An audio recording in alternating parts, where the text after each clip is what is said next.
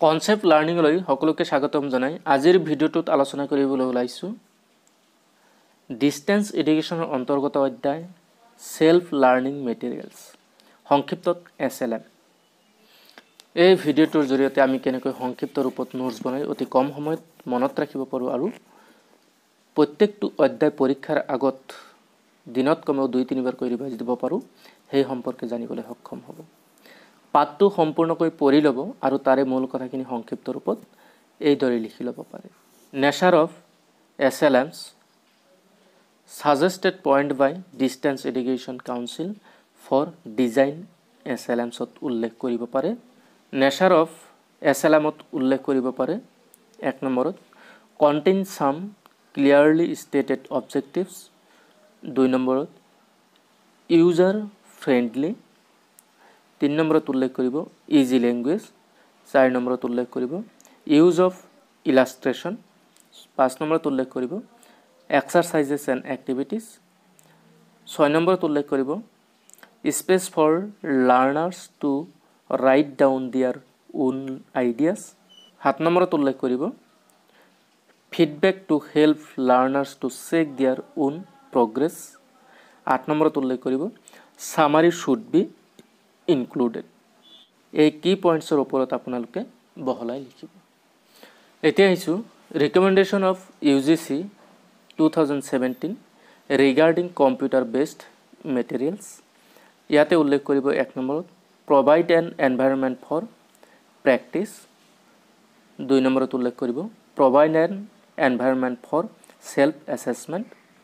3 নম্বৰত উল্লেখ কৰিব multiple learning paths for engaging the learners in active learning 4 নম্বৰত উল্লেখ কৰিব provide opportunities for learners to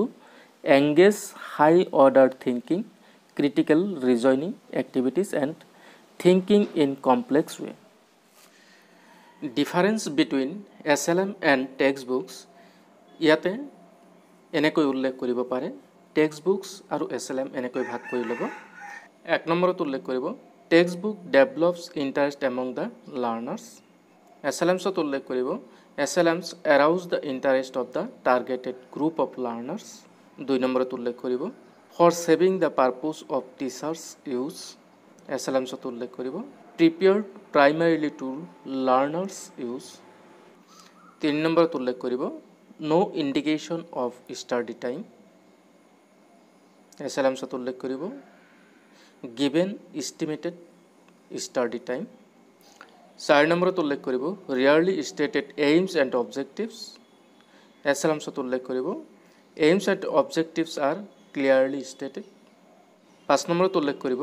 written with a target of covering a wide range of market SLMs ত উল্লেখ কৰিব written or destined for a particular learners group 6 নম্বৰত উল্লেখ কৰিব structured for the teacher and specialist SLMs ত উল্লেখ কৰিব structured according to the need of the learners textbooks ত 7 নম্বৰত উল্লেখ কৰিব little or no self assessment SLMs ত উল্লেখ কৰিব major emphasis in giving on self assessment SLMs আৰু textbooks পাৰ্থক্যতে এই কথাখিনি উল্লেখ কৰিব features or characteristics or nature of SLMs 1 নম্বৰত উল্লেখ কৰিব self explanatory দ্বিতীয়তে উল্লেখ কৰিব self contained self directed self motivating self evaluating self learning design and structure of SLMs ইয়াতে উল্লেখ কৰিব 1 নম্বৰত program 2 নম্বৰত course 3 নম্বৰত block 4 নম্বৰত unit এনেকৈ সংক্ষিপ্ত ৰূপত নোটছ বনাই পঢ়িলে নিশ্চয় পৰীক্ষাৰ আগত গোটেই কিতাপটো দিনত 2-3 বাৰ কৰি ৰিভাইজ দিবলৈ সক্ষম হ'ব এই সংক্ষিপ্ত নোটছ যদি আপোনাৰ পছন্দ হয় বা ভাল লাগে তেতিয়াহলে ডেসক্ৰিপচনত লিংক দিয়া আছে আপুনি ডাউনলোড কৰি ল'ব পাৰিব ভিডিঅ'টো কেনে পালে নিশ্চয় গঠনমূলক দিহা আৰু পৰামৰ্শৰে কমেন্ট কৰি জনাব চেনেলটো সাবস্ক্ৰাইব কৰিব লাইক কৰিব আৰু আপোনাৰ সহপাঠীৰ লগত শ্বেয়াৰ কৰিব